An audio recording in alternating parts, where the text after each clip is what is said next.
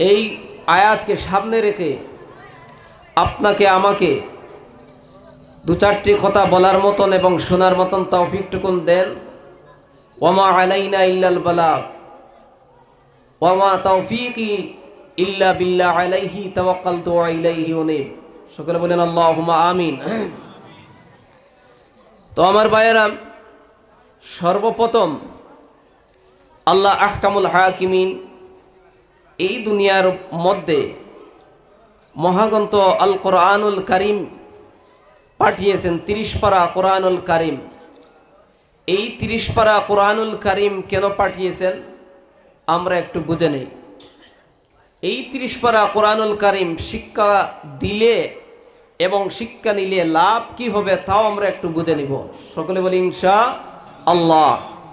এরপর আমরা যাব মহান আল্লাহ আহকামুল হাকিমিন আমাদেরকে দুনিয়ার মধ্যে কেন পাঠালেন, আমরা এই দুনিয়ার মধ্যে করণীয়টা কি, আমাদের করণীয়র পরে আমরা আমাদের লাভ কি হবে আমরা একটু বুঝে নিব।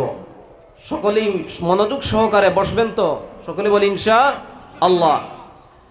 তো মহান আল্লাহ রাব্বুল আলামিন এই দুনিয়ার জমিনে আপনার আমার সামনে মহাগ্রন্থ আল কোরআন 30 পারা মহাগ্রন্থ আল কোরআন নবী মুহাম্মদুর রাসূলুল্লাহ সাল্লাল্লাহু আলাইহি ওয়াসাল্লামের উপর নাজিল করেছেন।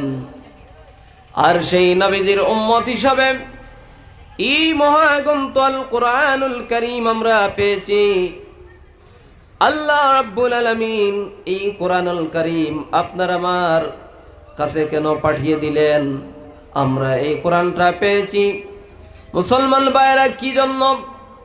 আল্লাহ রাব্বুল আলামিন দুনিয়ার জমিনে আপনাকে আমাকে সৃষ্টি করার পর মহান আল্লাহ রাব্বুল আলামিনের কিতাব, এই কিতাবটা কেন দিলেন? দুনিয়ার জমিনে আপনার আমার হায়াত নামক সময়টা, এই সময়টার ভিতরে যখন আমরা দুনিয়ার জমিনে এই সময়টার ভিতরে করণীয়টা কি? পথ অবলম্বন করার জন্য, সুপথ খোঁজার জন্য, হালাল চিনার জন্য, হারাম বোঝার জন্য আল্লাহ রাব্বুল আলামিন দুনিয়ার জমিনে আপনার আমার কাছে আল কোরআনুল কারীম নামের কিতাব খান পাঠিয়ে দিয়েছেন। বলেন সুবহানাল্লাহ। আমার মুসলমান ভাইরা, আল্লাহ রাব্বুল আলামিন আপনাকে আমাকে সৃষ্টি করেছেন আর এই গাইডলাইন নামক যে আল কোরআনুল কারীম কিতাব পাঠিয়েছেন।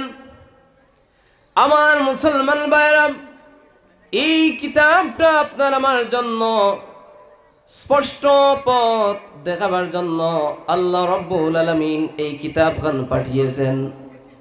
আর এই কিতাবের আদেশ অনুযায়ী আমরা যদি আমাদের জীবন যাপনটা, আমাদের চলার পথটা যদি সঠিকভাবে যদি বেছে নিতে পারি, মহান আল্লাহ রাব্বুল আলামিন আপনাকে আমাকে দুনিয়ার জমিন থেকে, যখন দুনিয়ার জমিন থেকে অন্ধকার কবরের মধ্যে যাব, অন্ধকার কবরের মধ্যে যাওয়ার পর আল্লাহ রাব্বুল আলামিন যখন আল্লাহর দরবারে আমাদেরকে হাজির করবেন, হাজির করার পর আমরা অবশ্যই জান্নাতের লাভ করতে পারবো।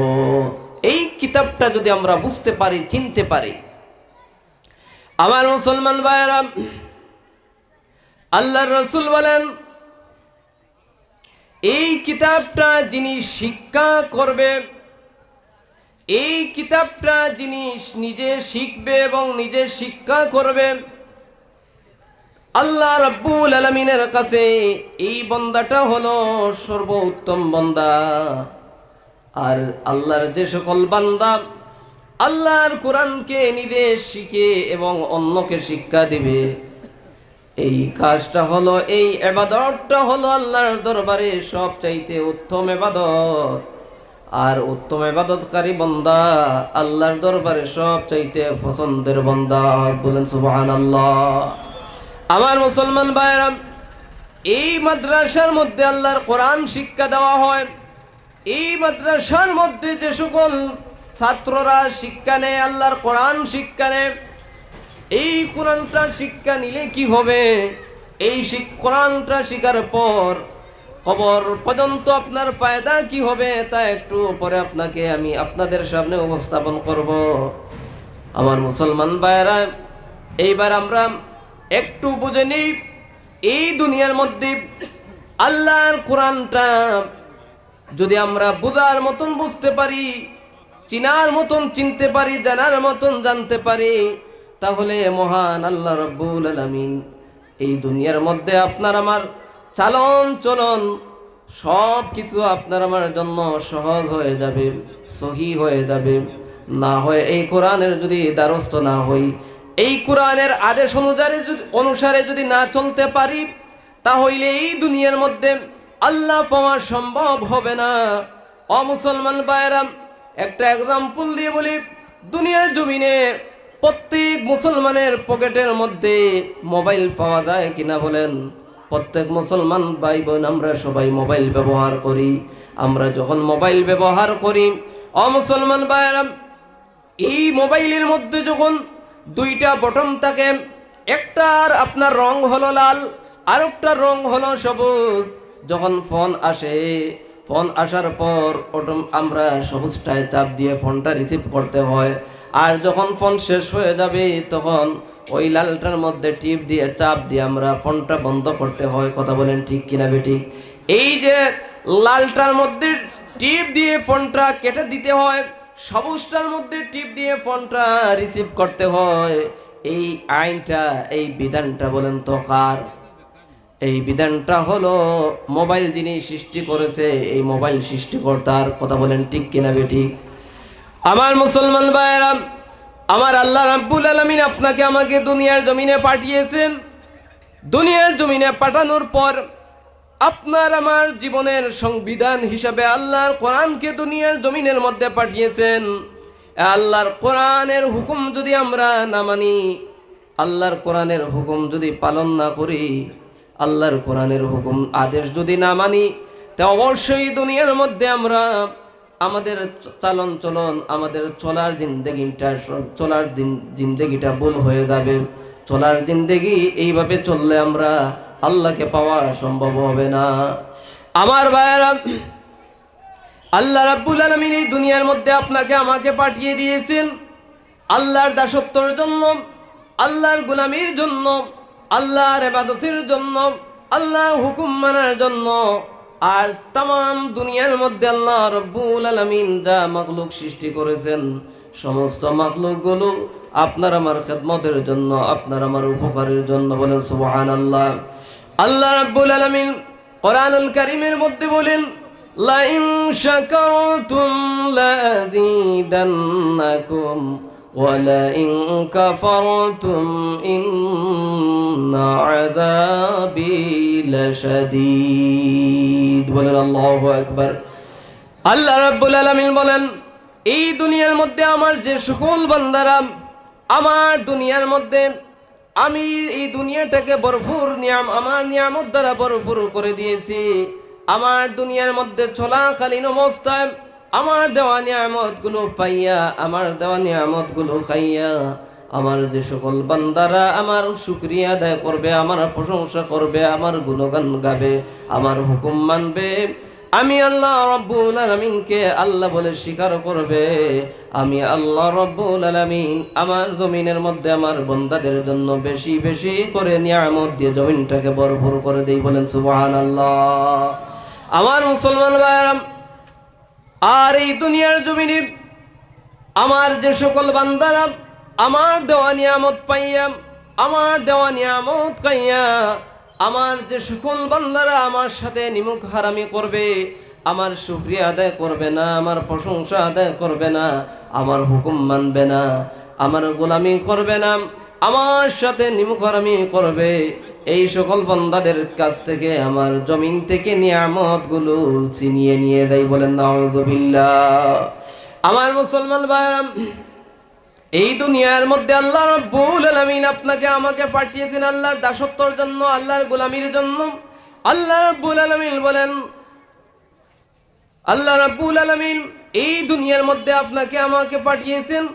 আল্লাহ কোরআনের মধ্যে বলেন, ওয়ামা খালাকতুল জিন্না ওয়াল ইনসা ইল্লা লিয়াবুদুন।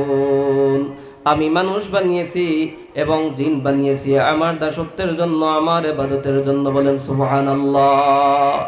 আমার মুসলমান ভাইরা, আল্লাহ রাব্বুল আলামিন এত সুন্দর আকৃতি আপনাকে আমাকে দান করেছেন। আল্লাহ তাআলা বলেন, আমার বান্দা যদি দুনিয়ার মধ্যে আমি যে হায়াত নামক 60 বছর 70 বছর 80 বছর হায়াত নামক যে সময়টা দান করেছি, ওই সময়ের ভিতরে যদি আমি আল্লাহ রাব্বুল আলামিনের শুকরিয়া আদায় করতে থাকে, তাহলে আমার একটা পার্টসের শুকরিয়া আদায় করা সম্ভব হবে না। বলেন সুবহানাল্লাহ। আমার মুসলমান ভাই, মনোযোগ সহকারে আপনারা আলোচনাটা শুনবেন, বোঝার মতন একটু চেষ্টা করবেন। কারণ বাড়ি করে যখন আপনারা ফিরে যাবেন, আমাদের বিভিন্ন জায়গায় দেখা যায় ওয়াজ মাহফিলে যখন মানুষ আসে, আসার পর ওয়াজ মাহফিল থেকে যখন বাড়ির মধ্যে যায়, যাওয়ার সময় হয় এক পোটলা এক প্যাকেট জিলাপি, নতুবা আপনার কিছু বিস্কিট বাস্কিট, কিছু আপনার কইটই, এগুলো নিয়ে বাড়ির মধ্যে যাওয়া হয়। কথা বলেন ঠিক কিনা? বিভিন্ন ওয়াজ থেকে, বিভিন্ন আপনার মজলিস থেকে, বিভিন্ন ইয়ের থেকে, অনুষ্ঠান থেকে যাওয়ার সময় আপনার যে দোকানপাট বসে, এই দোকানপাট থেকে আপনার কিছু বাড়িঘরের মধ্যে খাওয়ার জন্য কিছু নেওয়া হয় কি হয় না? তো প্রায় দেখা যায় আপনার বাড়ির মধ্যে যখন পুরুষ লোক গিয়ে ঢুকার পর আপনার স্ত্রী বলেন আর ছোট বোন বলেন আর ছেলে সন্তান বলেন, যখন বলবে যে ওয়াজ থেকে আসছো, কি নিয়ে আসছো, তখন আমরা জিলাপির পুটলাই নেন হাতের মধ্যে দিয়ে দিই। কথা বলেন ঠিক কিনা? বা আপনার খইর পুটলা হাতের মধ্যে নিয়ে দিই, ঠিক কিনা? তো আমরা আজকে মনের মধ্যে একটা ফিকির নিব যে আজকের ওয়াজ থেকে আমরা কিছু নিয়ে যাব, যেই নিয়ে যাওয়াটা আমাদের কিয়ামত পর্যন্ত সদগায়ে জারিয়া হিসাবে, কিয়ামত পর্যন্ত সেই নিয়ে যাওয়াটা নাজাতের উসিলা হয়। কথা বলেন ঠিক কিনা বেটি? সকলে বলি ইনশাআল্লাহ।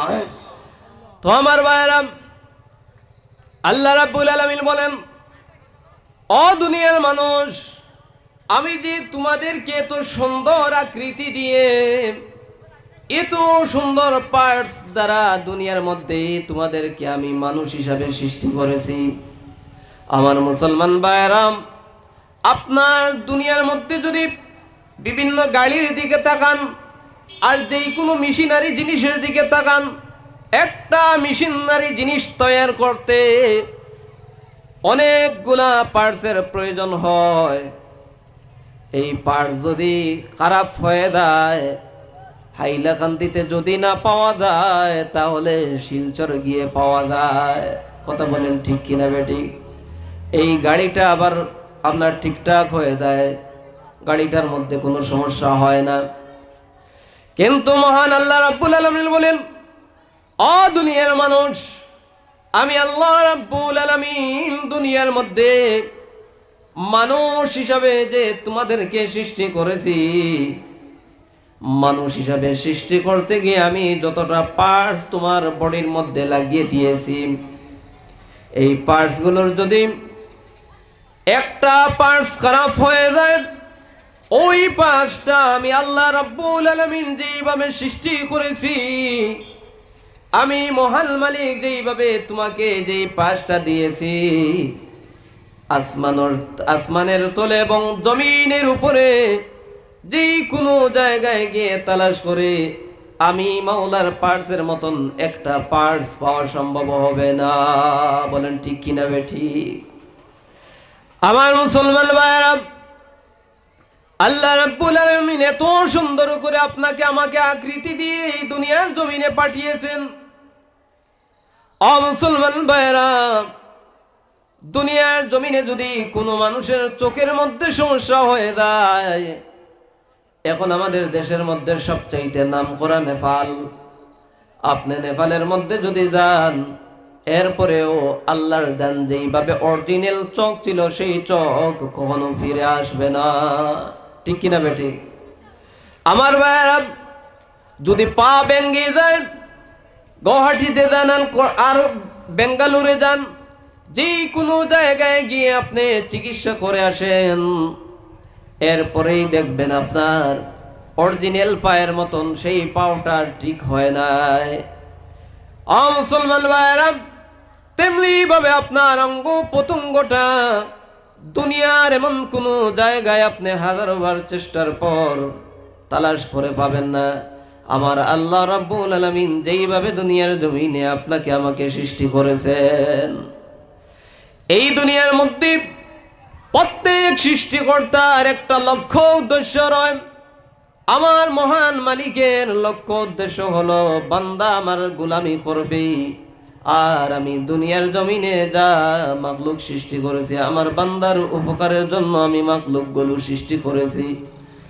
এই তামাম দুনিয়ার মধ্যে যদি আমি আল্লাহ রাব্বুল আলামিন যা নিয়ামত দিয়েছি, আম, কাঁঠাল, আনারস, শসা, বেগুন, আলু, মূলা, পেঁয়াজ, ফুলকপি, বাঁধাকপি, এইভাবে যদি মুসলমান ভাইয়েরা আমার গণনা করে আল্লাহর কোনো বান্দা, আল্লাহ রাব্বুল আলামিন বলেন, বান্দারে তুমি গনতে গনতে গনতে গনতে 80 বছর পর্যন্ত যে তোমার হায়াত দিয়েছি, 80 বছর হায়াত পার হয়ে যাবে, কিন্তু আমি আল্লাহ রাব্বুল আলামিন দুনিয়ার জমিনে যা নিয়ামত দিয়েছি প্রত্যেকটা নিয়ামতের নাম গণনা করতে করতে তোমার হায়াত নামক সময় শেষ হয়ে যাবে, কিন্তু নিয়ামত গণনা শেষ হবে না।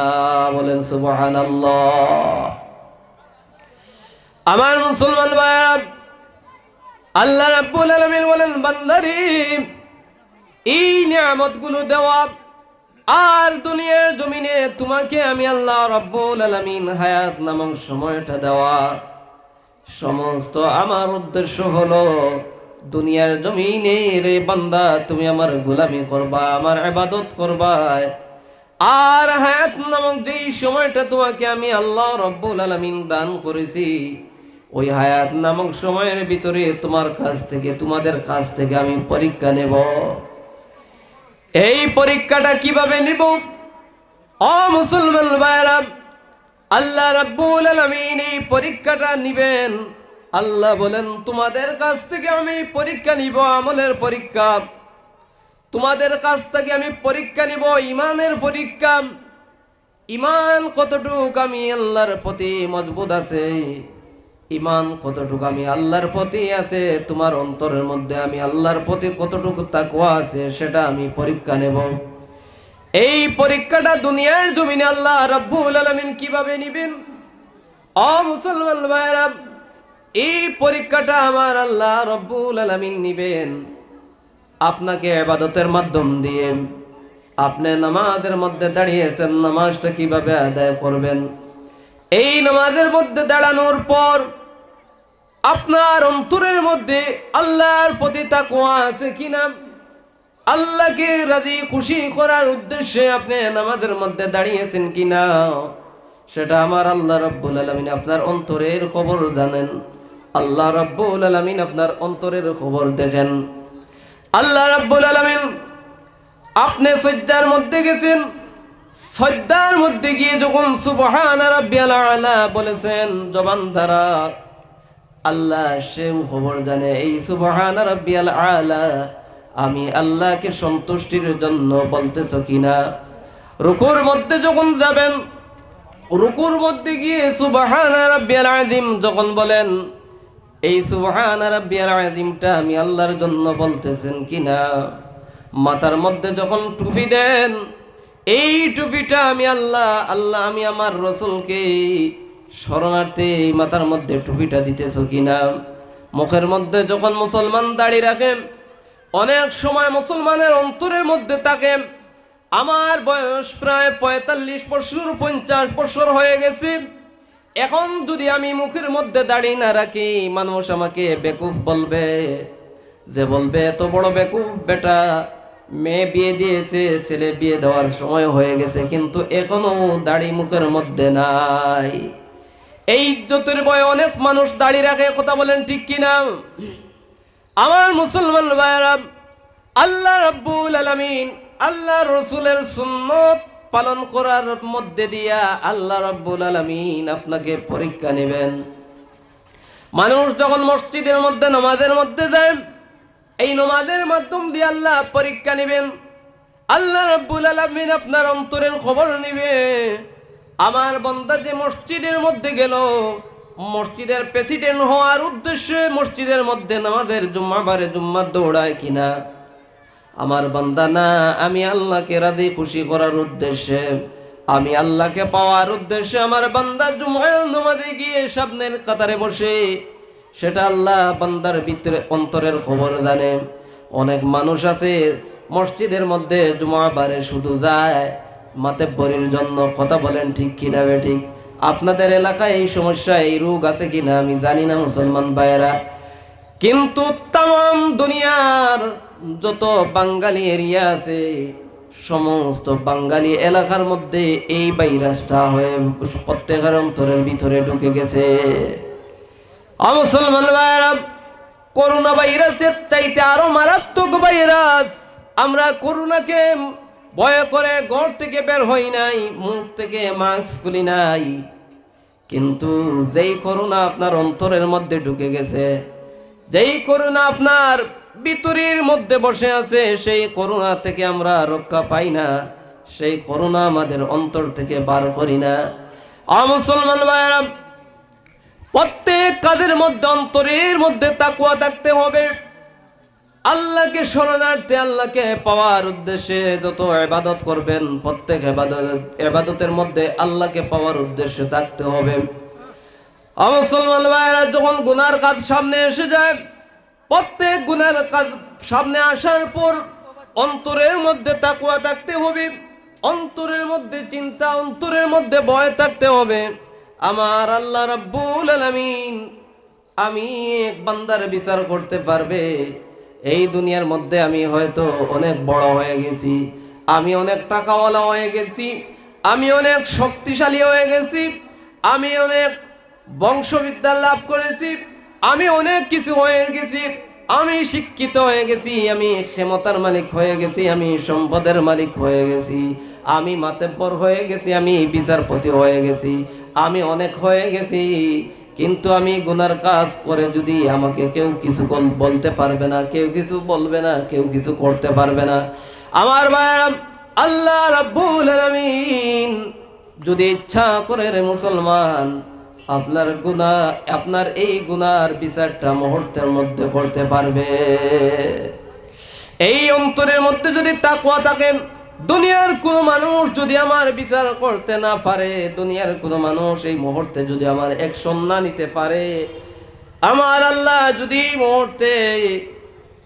এই মুহূর্তে যদি আমার আল্লাহ রাব্বুল আলামিন চায়, তাহলে আমার অ্যাকশন নিতে পারবে। এই অন্তরের মধ্যে যদি মানুষের চিন্তায় সে গুনার কাজ থেকে বিরত থাকে, তাহলে আল্লাহ রাব্বুল আলামিন এই সমস্ত বান্দাদেরকে আল্লাহ কবুল করে নেয়। বলেন সুবহানাল্লাহ।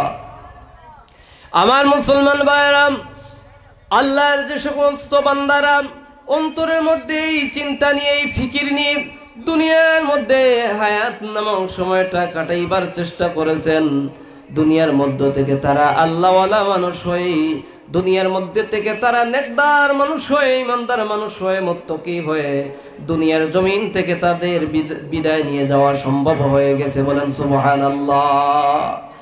মুসলমান ভাইরা, অন্তরের মধ্যে ঈমান মজবুত করতে বলি, এই তামাম দুনিয়ার মধ্যে যা কিছু আছে সমস্তর প্রতি একবার চিন্তা নিতে হবে, ফিকির নিতে হবে।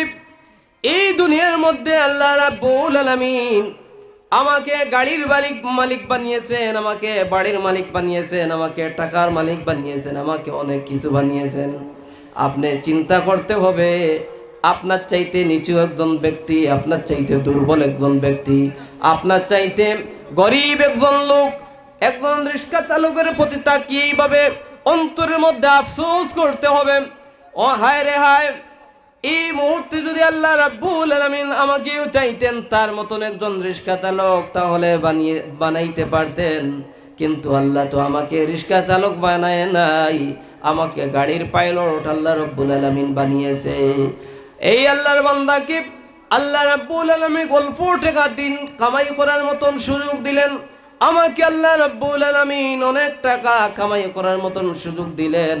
আল্লাহ রাব্বুল আলামিন তার চাইতে তো আমাকে বড় ভালো হালতে রেখেছেন।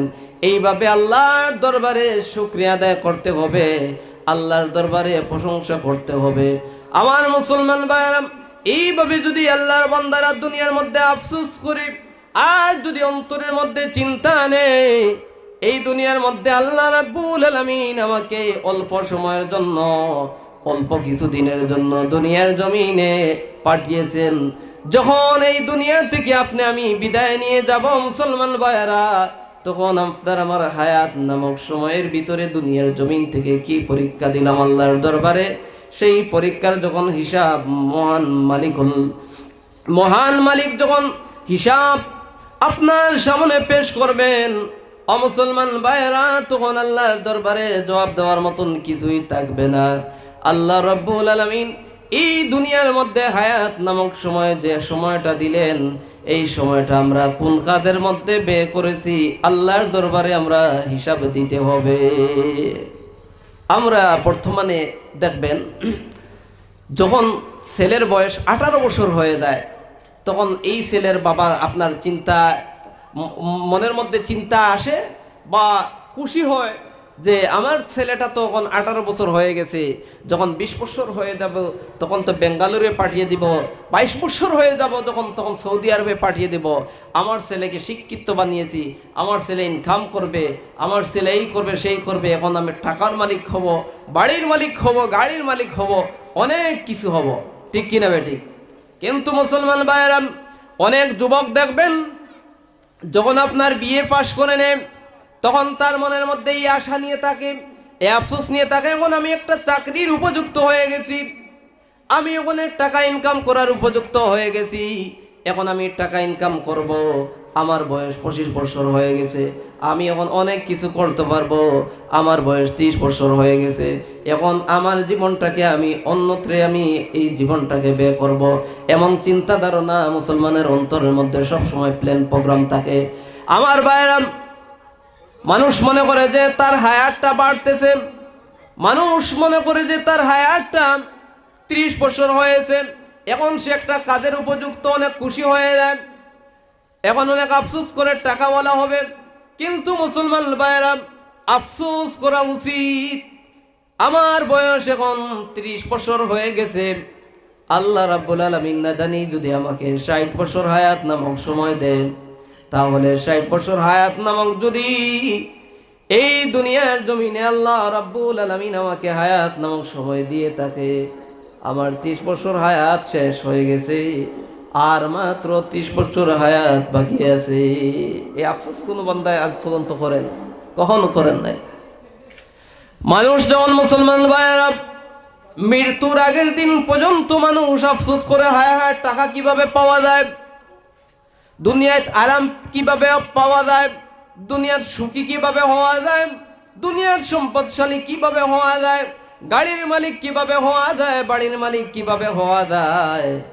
একবার মানুষের মধ্যে এই চিন্তা চেতনা আসে নাই যে জান্নাতের মালিক কিভাবে হওয়া যায়, জান্নাতে কিভাবে দেওয়া যায়, জাহান্নাম থেকে কিভাবে বাঁচা যায়, কবরের আযাব থেকে কিভাবে বাঁচা যায়, জাহান্নাম থেকে কিভাবে রক্ষা পাওয়া যায়, আল্লাহর দরবারে কিভাবে এই দুনিয়ার হায়াত নামক সময়ের হিসাবটা দেওয়া যায়। এই আফসোস যদি মুসলমানের অন্তরের মধ্যে থাকতো, তাহলে মুসলমান দুনিয়ার জমিন থেকে আল্লাহওয়ালা মানুষ হয়ে যেত। বলেন সুবহানাল্লাহ। এই আফসোস করা দরকার। মুসলমান ভাইরা, যখন এই দুনিয়া থেকে বিদায় নিয়ে চলে যাব রে মুসলমান, এই দুনিয়ার জমিন থেকে যখন বিদায় নিয়ে যাব, তখন আল্লাহর দরবারে আফসোস করে আর কোনো লাভ হবে না। আল্লাহর দরবারে তখন আর আফসোস করে লাভ হবে না।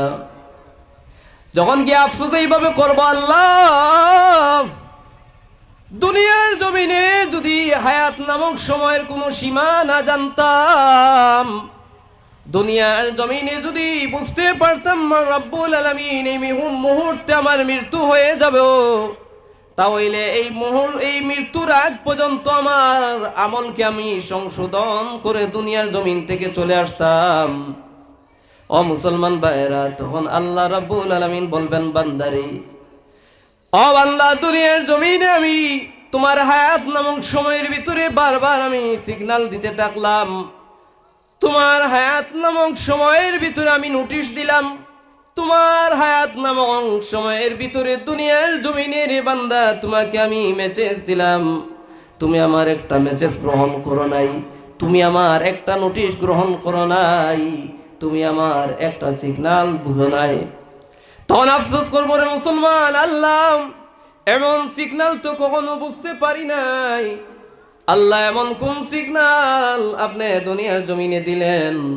আল্লাহ বলবেন, বান্দারে, দুনিয়ার জমিনে তোমার কালো চুল থেকে যখন সাদা চুল মাথার মধ্যে বানিয়ে নিলাম, বান্দারে, দুনিয়ার জমিনে যখন তোমার কালো দাড়ি আমি সাদা দাড়ি বানাইলাম, এর মধ্যে আমি আল্লাহ রাব্বুল আলামিন তোমাকে সিগন্যাল দিলাম, তাও তুমি বুঝতে পারো নাই।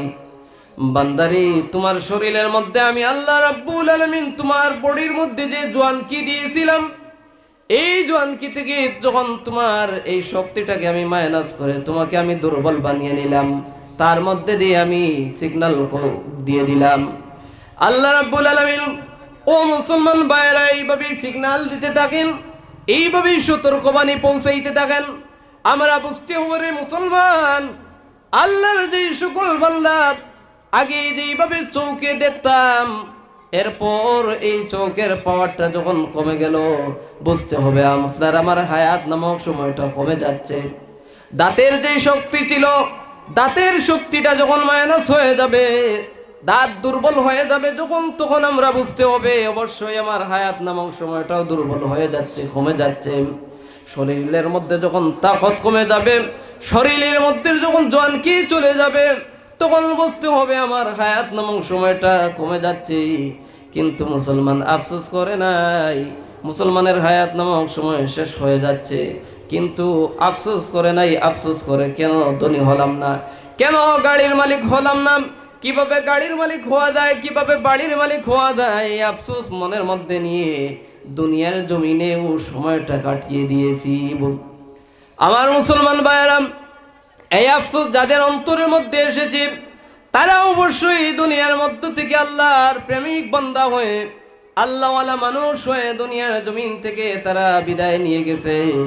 আল্লাহর ওলিদের ইতিহাস খুঁজলে পাওয়া যায়, আল্লাহর একজন ওলি ছিলেন হযরতে সুলতান মাহমুদ গজনবী রহমাতুল্লাহি তাআলা আলাইহি, যিনি গজনবী শরীফের মুসান্নিফ ছিলেন।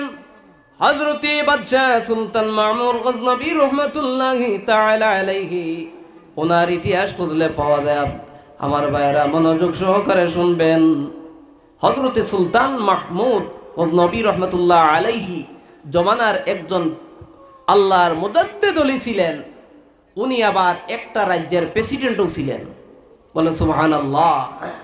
আমরা তখন নেতা বেতা বানাই, যে নামাজ পড়ে না, সব সময় মিথ্যা কাজের সঙ্গে জড়িত থাকে, সব সময় গুনাহ কাজের মধ্যে লিপ্ত থাকে, যে জুলুম করে, অন্যায় করে, বেবিচার করে সমাজটাকে আপনার অন্ধকারের পথে নিয়ে যায়, এই সমস্ত মানুষদেরকে আমরা নেতা বানাই। কথা বলেন ঠিক কিনা? কিন্তু আমাদের যুগ পরিবর্তন হয়ে গেছে, এই জন্য এই বর্তমান দুনিয়ার মধ্যে অশান্তি চলে আসছে। আগের যুগে আল্লাহওয়ালা বান্দা যিনি, তিনি হতেন দেশের প্রেসিডেন্ট, তিনি হতেন দেশের বাদশাহ। হযরতে বাদশাহ সুলতান মাহমুদ গজনবী রহমাতুল্লাহি তাআলা আলাইহি ছিলেন আল্লাহর মুজাদ্দিদ একজন ওলি।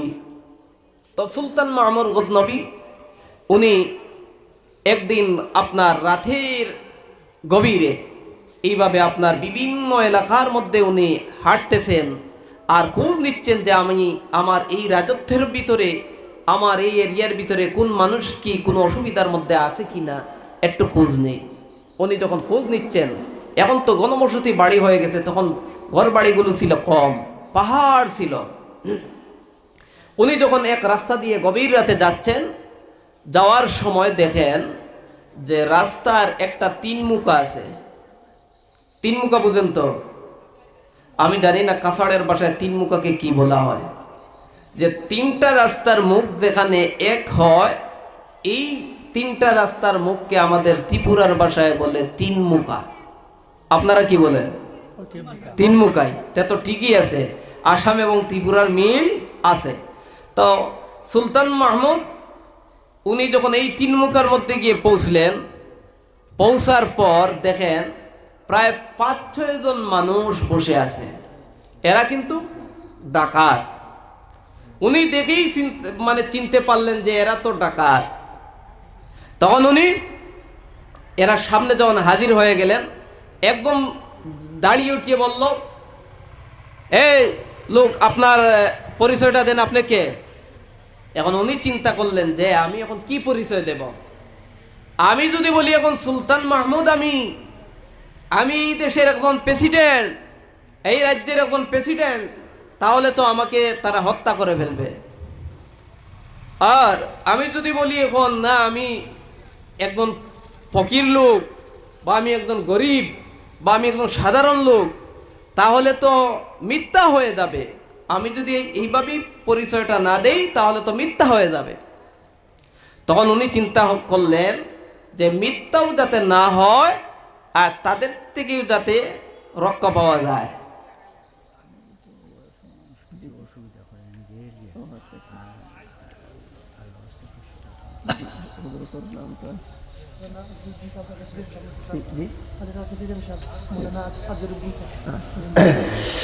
মাশাআল্লাহ মাশাআল্লাহ, একটা তাকবীর দেন, নারায়ে তাকবীর, নারায়ে তাকবীর। দ্বীন ইসলাম, দ্বীন ইসলাম। এই মাদ্রাসার প্রেসিডেন্ট প্রবীণ আলেমে দ্বীন জনাব হযরত মাওলানা আজিরউদ্দিন সাহেব নগদ ৫০০ টাকা, জিন্দাবাদ খোকা, নগদ ৫০০ টাকা। নারায়ে তাকবীর। মাশাআল্লাহ মাশাআল্লাহ, জাযাকাল্লাহু তাআলা খায়রা ফিদ দুনিয়া ওয়াল আখিরাহ। আল্লাহ তোমার বান্দা আলেম মানুষ, প্রবীণ আলেম, প্রখ্যাত আলেমে দ্বীন জনাব মাওলানা আজিরউদ্দিন সাহেব, আল্লাহ তোমার হাবিবের গড় মাদ্রাসার মধ্যে আল্লাহ ৫০০ টাকা দান করেছেন। রব্বুল আলামিন আল্লাহ তাআলা কবুল করেন, মঞ্জুর করেন।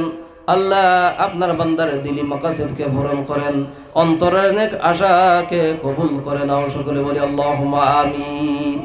তো আমি যেই কথা বলতেছিলাম,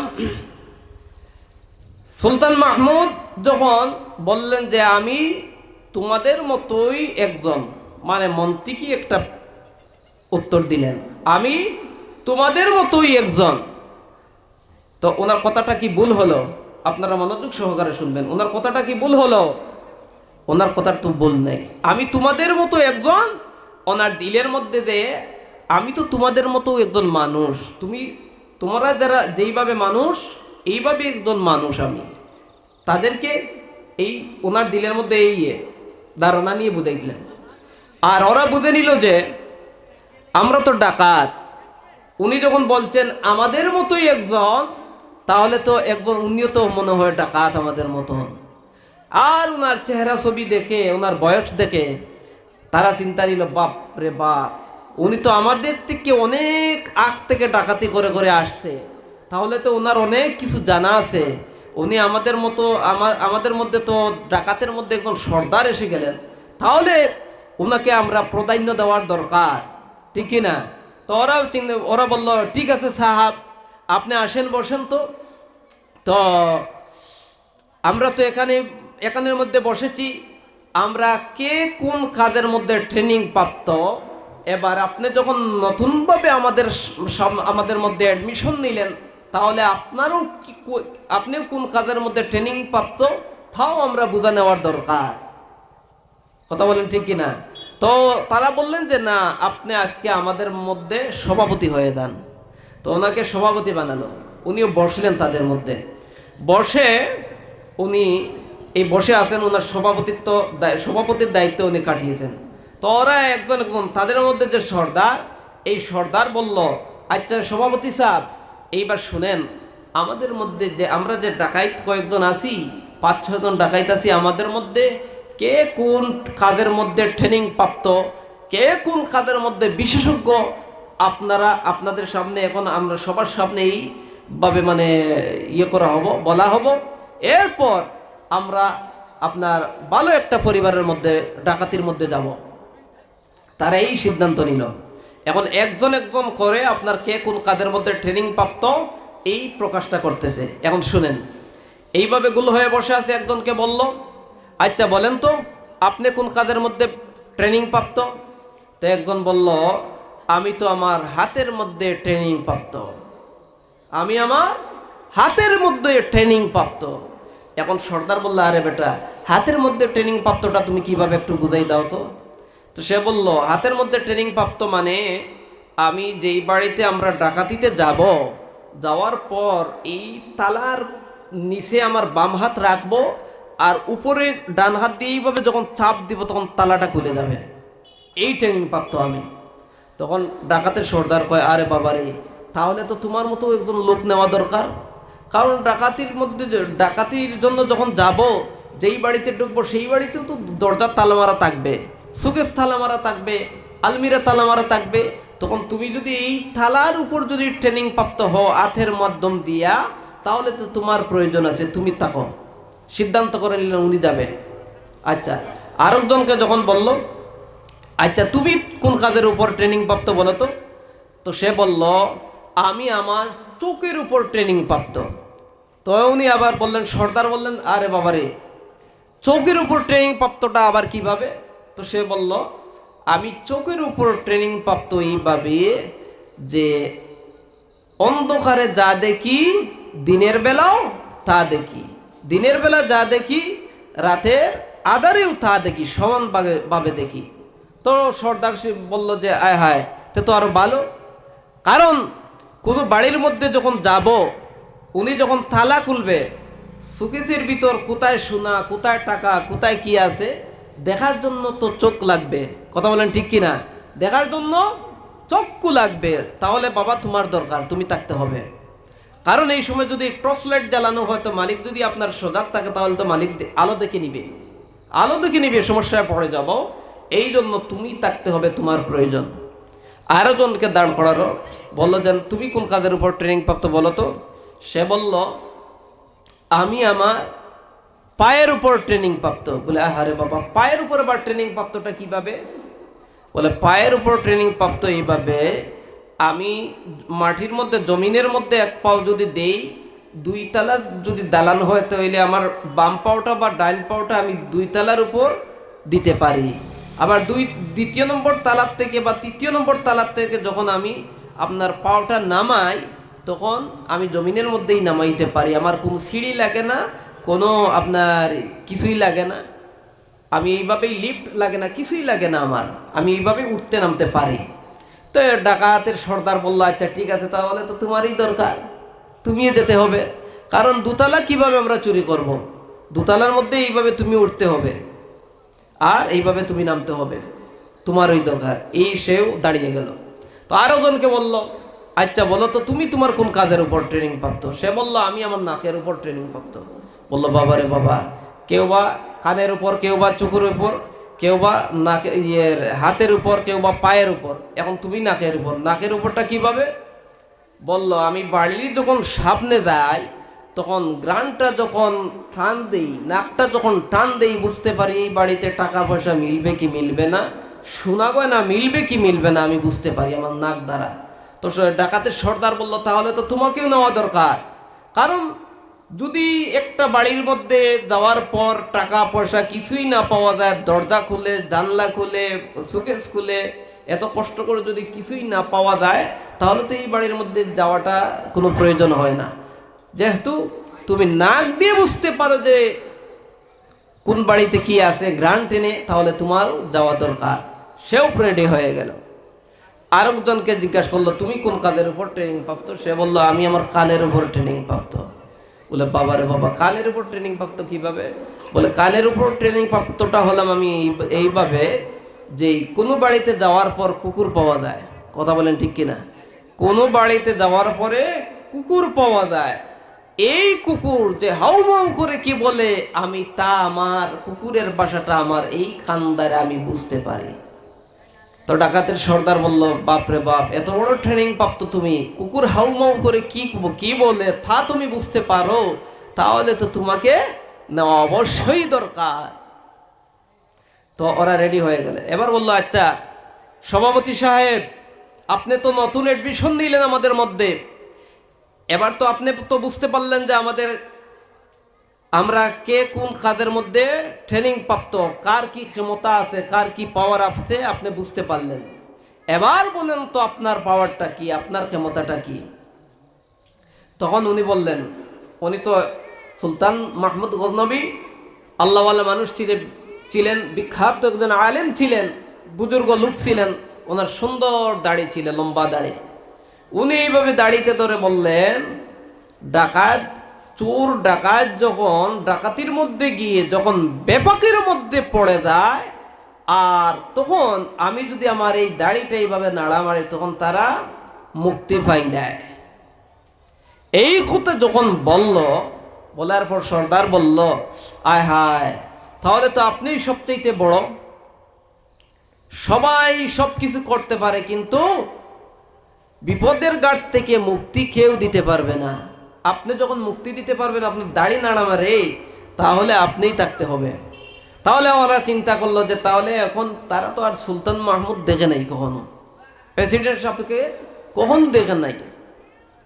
তখন তারা সিদ্ধান্ত নিল, তাহলে সাহেব এক কাজ করেন, আসেন আজকে এই রাজ্যের প্রেসিডেন্ট যিনি সুলতান মাহমুদ গজনবী, ওনার বাড়ি আমরা ডাকাতি করতে যাব। আর এত ট্রেনিং প্রাপ্ত আমরা হয়ে গেছি, এত পাওয়ার আমাদের হাতে, সাধারণ বাড়িতে যাব কেন, বাদশার বাড়িতে যাব। ওরা সিদ্ধান্ত করেনি, আপনার রওনা হয়ে গেল সুলতান মাহমুদ গজনবীর বাড়িতে। আসলে উনি সাথে আছেন কিনা? উনি সাথে আছেন। তো উনি মনে করেন জিম্মাদার হয়ে উনি পিছনে বলেন, আপনার সভাপতি আপনি পিছনে থাকেন, রাহবার সর্দার যিনি, আর সব মুতাকাল্লিম, বাকি যত ডাকাত ছিলেন সবাই মুতাকাল্লিম। এরা মুতাকাল্লিম হিসাবে আপনার ছুটছে, ডাকাতের মধ্যে যাবে। যখন সুলতান মাহমুদ গজনবীর বাড়ির আপনার একদম পাশে এসে গেলেন, নিচে বাড়ির সামনে এসে গেলেন, তখন ওনার বাড়ির মধ্যে ছিল একটা কুকুর। কুকুর যখন হাউ মাউ করে উঠছে, চিৎকার দিছে, তখন সর্দার বলে, ওবা কানের পাওয়ারওয়ালা ভাই, কানের উপর ট্রেনিং প্রাপ্তওয়ালা ভাই, এবার বলেন তো এই কুকুর কি বলতেছে? তখন সে এইভাবে তাকে বলল, ওবা সর্দার সাহেব, কুকুর তো বলতেছে যে বাড়ির মালিক আমাদের সঙ্গেই হাঁটতে আছে, বাড়ির মালিক আমাদের সঙ্গেই হাঁটতে আছে। যেই মাত্র এই কথা বলছে, ওরা তো আর জান একদম আল্লাহ রাতে বের হয়ে গেছে। ওরা চিন্তা করতেছে, আয় হায় রে, এই অন্ধকারের মধ্যে হয়তো কোথায় মালিক আসতে আছে, আমাদেরকে দেখে দেখে এখন কি করি, এখন কিভাবে বাঁচি। তখন ডাক দিয়ে সুলতান মাহমুদ গজনবীকে ডাক দিয়ে বলল যে, হুজুর, যে সভাপতি সাহেব, এইবার আপনার লম্বা দাড়িটা নাড়া দেন, আমরা মুক্তি পেয়ে যাই সবাই, আপনি এই কাজটা করেন। তো উনি শর্ট করলেন যে দাড়ি নাড়া দিব ঠিকই আছে, একটা শর্ট, মানে দুইজন একসাথে যেতে পারবেন না। উনি কি যুক্তি করলেন দেখেন, মানে দুইজন একসাথে যেতে পারবেন না। আমরা জয়জন আছি, 7 জন থাকলে 7 জন, 6 জন থাকলে 6 জন, 5 জন থাকলে 5 জন, আমরা 5 দিকেই যেতে হবে, দুইজন একদিকে যাওয়া যাবে না। দুইজন একদিকে গেলেই বিপদে, আমরা এক একজন এক এক দিকে যাব। তখন উনি বললেন, মেনে নিলেন, বললেন ঠিক আছে, আমরা এক একজন এক এক দিকে যাব, এবার দেন নাড়া। তো উনি যেমনি এইভাবে দাড়িটা নাড়া দিয়েছেন, বললেন যে দৌড় মারেন। তো ওরা তো সবাই এক একজন এক এক দিকে দৌড় দিল, আর উনিও দৌড় দিয়েছেন ওনার বাড়িতে। বলে সুবহানাল্লাহ। আমার মুসলমান ভাইয়েরা, তো এই কথাটা বলার উদ্দেশ্য হলো, আল্লাহওয়ালা মানুষ যিনি হন, আল্লাহর প্রেমিক বান্দা যিনি হবেন, আল্লাহর মায়ের বান্দা যিনি হবেন, আল্লাহর মহব্বতের বান্দা যিনি হতে পারবেন, দুনিয়ার মধ্যে আল্লাহর পক্ষ থেকে সাহায্য পায়। কথা বলেন ঠিক কিনা? বিপদের সম্মুখ থেকে সুলতান মাহমুদ গজনবী আল্লাহর সাহায্য পেয়েছে যুক্তির মাধ্যম দ্বারা। আল্লাহ রাব্বুল আলামিন উনার বুদ্ধি মগজের মধ্যে এমন জ্ঞান দিলেন, ডাকাতের হাত থেকে ও রক্ষা পেয়ে বাড়ির মধ্যে ডাকাত স্কোর দিয়ে উনাকে নিয়ে আসলো। বলেন সুবহানাল্লাহ। তেমনি এইভাবে মুসলমান ভাইয়েরা, এইভাবে যদি আল্লাহওয়ালা মানুষ হতে পারি, অবশ্যই আল্লাহ রাব্বুল আলামিন দুনিয়া এবং আখেরাতের মধ্যে আপনাকে আমাকে স্কট দিয়ে আল্লাহর তৈরি জান্নাতের মধ্যে নিয়ে যেতে পারবেন। বলেন সুবহানাল্লাহ। আমার মুসলমান ভাইরা, এই দুনিয়ার মধ্যে আমরা চিরজীবন থাকবো না, এটাই স্বাভাবিক। দুনিয়ার মধ্যে আসার সিরিয়াল আছে, কিন্তু যাওয়ার কোনো সিরিয়াল নাই। মুসলমান ভাইয়েরা, আমার তুতার বন্ধের যুবক ভাইয়েরা, বাড়িঘরের পর্দা নিশিন মা বোনেরা, এই দুনিয়ার মধ্যে আপনার দাদা আসছেন, দাদার পরে বাবা আসেন, বাবার পরে ছেলে আসেন, ছেলের পরে বড় ভাই, বড় ভাইয়ের পরে ছোট বোন, ছোট বোনের পরে ছোট ভাই, এইভাবে তো দুনিয়ার আসার সিরিয়াল। কিন্তু মুসলমান ভাইয়েরা, দুনিয়ার মধ্যে থেকে যখন আমরা অন্ধকার কবরের মধ্যে যাব, এই অন্ধকার কবরের মধ্যে যাওয়ার সময় কোনো সিরিয়াল থাকবে না।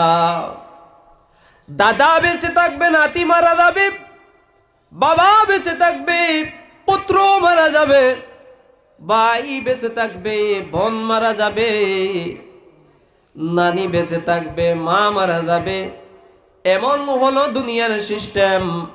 আল্লাহ রাব্বুল আলামিন আল্লাহর যে বান্দাকে যতদিনের হায়াত দান করেছেন, ততদিন পর্যন্ত দুনিয়ার জমিনে বাঁচতে হবে, তার চাইতে একটা দিনও বাঁচা সম্ভব হবে না। আমার মুসলমান ভাইরা, এই দুনিয়াটা আপনার আমার জন্য অস্থায়ী। এই দুনিয়ার জমিনে আমরা চিরস্থায়ী থাকবো না। এই আফসোস, এই মন মানসিকতা যাদের অন্তরের মধ্যে, তারা দুনিয়া থেকে আখিরাতের ব্যবস্থা করে গিয়েছে। বলেন সুবহানাল্লাহ। হযরতে বাদশাহ ইব্রাহিম বিন আদহাম রাহমাতুল্লাহি তাআলা আলাইহি ইতিহাস খুঁজলে পাওয়া যায়, বলক শহরের একজন প্রেসিডেন্ট ছিলেন। উনিও ছিলেন একজন আল্লাহওয়ালা লোক, উনিও ছিলেন একজন আল্লাহর মুজাদ্দিদ ওলি। দুনিয়া থেকে জান্নাতের সুগন্ধ পেয়ে দুনিয়া থেকে বিদায় নিয়ে গেছেন। আমার মুসলমান ভাইরা, আল্লাহর ওলি হযরত ইব্রাহিম বিন আদহাম রাহমাতুল্লাহি তাআলা আলাইহি সর্বক্ষণ সর্বদা চিন্তায় চিন্তিত থাকতেন। আল্লাহ রাব্বুল আলামিন এই দুনিয়ার মধ্যে আমাকে মানব কুলে জন্ম দিয়ে, এত সুন্দর বডি বানিয়ে, এত সম্মানের পাত্র, এত সম্মান আমাকে দুনিয়ার মধ্যে দান করেছেন। এত সুন্দরভাবে দুনিয়ার মধ্যে চালন চলনের সিস্টেম আল্লাহ রাব্বুল আলামিন বানিয়েছেন। যখন এই দুনিয়া থেকে আমার হায়াত নামক সময়টা শেষ হয়ে যাব, তখন আমি অন্ধকার কবরের মধ্যে যাওয়া লাগবে। আমার যে বয়স হয়ে গেছে, এই বয়সে যদি আমার মৃত্যু এসে যায়, আমার পিছনের জিন্দেগি তালাশ করলে আমি তো জান্নাতে যাওয়ার মতন কোনো আশা রাখতে পারি না। এই চিন্তা এবং চেতনা বাদশাহ ইব্রাহিম বিন আদহাম রাহমাতুল্লাহি তাআলা আলাইহির অন্তরে। আমার মুসলমান ভাইয়ের, হযরত বাদশাহ ইব্রাহিম বিন আদহাম যখন এই চিন্তায় চিন্তিত হলেন, রাত ঘুমানোর সময় চোখের মধ্যে ঘুম আসে নাই।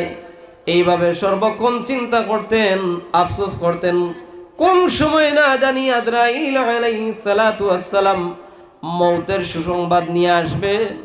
এই চিন্তায় যখন বাদশাহ ইব্রাহিম বিন আদহাম পড়ে গেলেন, একদিন গভীর রাতে বাদশাহ ইব্রাহিম বিন আদহাম একটুখানি বিশ্রাম নেওয়ার জন্য আরামের বিছানায় শুয়ে পড়লেন। আর আরামে বিছানায় শুয়ে পড়ার পর বাদশার চোখের মধ্যে ঘুম আসে না। চিন্তায় চিন্তিত, না জানি কোন দিন মৌত আসবে, আমি দুনিয়া থেকে অন্ধকার কবরের মধ্যে যাওয়া লাগবে। অন্ধকার কবরের মধ্যে গিয়ে আল্লাহর দরবারে কি জবাব দিব? মুসলমান ভাইরা, সঙ্গে সঙ্গে ঘুরের ছাদের উপর শুনেন কে একজন লোক এইভাবে টুন টুন টুন টুন টুন টুন আওয়াজ দিয়ে হাঁটে। ছাদ থেকে যখন টুন টুন আওয়াজের শব্দ পেলেন, শব্দ পাওয়ার পর বাদশাহ ডাক দিয়ে বলেন, কে জানি একজন লোক, কে জানি আমার ঘরের ছাদের উপর এইভাবে টুন টুন শব্দ দিয়ে হাঁটো। ছাদ থেকে আওয়াজ আসলো, ও বাদশাহ ইব্রাহিম বিন আদহাম, আমি একজন মুসাফির আপনার ঘরের, আমি একজন রাখাল আপনার ঘরের ছাদের উপর আসলাম। ছাদ থেকে যখন এই আওয়াজটা আসলো, বাদশাহ ইব্রাহিম বিন আদহাম ডাক দিয়ে বললেন, ও রাখাল, তোমার এত বড় সাহস, এত বড় স্পর্ধা তোমাকে কে দিল? আমি এই দেশের একজন বাদশার ঘরের ছাদের উপর তুমি কিভাবে এত গভীর রাতে আসলাম? কি জন্য আসলাম? ছাদ থেকে আওয়াজ দিল, ও বাদশাহ ইব্রাহিম বিন আদহাম, আমার একটা হারানো গুণা তালাশ করার জন্য আপনার ঘরের ছাদের উপর আসলাম। বাদশাহ রাগান্বিত হয়ে ডাক দিয়ে বললেন, রে বেটা বেকো, বলো তো, হাজারো বার চেষ্টার পর কি মানুষের ঘরের ছাদের উপর হারানো ঘোড়া পাওয়া সম্ভব হয়? বাদশাকে ডাক দিয়ে বলল, গো বাদশাহ শুনো, দুনিয়ার মধ্যে যেমন হাজারো বার চেষ্টার পর মানুষের ঘরের ছাদের উপর হারানো ঘোড়া পাওয়ার সম্ভাবনা হয়, তেমনি ভাবে বাদশাহ শুনেন